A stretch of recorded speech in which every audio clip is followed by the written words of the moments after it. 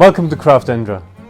For those who are new or forget, my name is Sandra and I'm on a journey to build and sail a wooden boat. 2020 had nothing but the idea of a project. And now Endra, that's the name of my boat, is nearly finished. Time to look ahead and see when and where we're gonna set sails.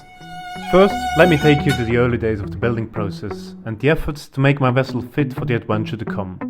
When I laid the massive oak keel, at its core, almost 80-inch thick.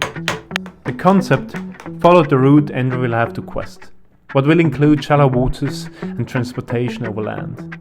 Therefore, I was looking for as little draft as possible. 26 pairs of steam bent and glued oak frames to give structure and stability to the hull. I'm not a boat builder and no carpenter. Woodworking skills came in the doing, as hanging almost 100 planks, each with its own bevel and turn, coated with 2 layers of fibercloth, they made Endra's hull tight and ready to be flipped right side up. You may be always on the edge of collapsing regarding the cost of an enterprise like this, but as you keep on, you find the help to carry on. And with the hands of many, Endra smoothly landed on its keel. My workshop happened to be at the riverside, and on the river, this boat shall voyage too someday. The possibility of sailing is thereby limited, why I was called to involve an engine system. What I could afford was an old Volvo Pincer, which I placed midships.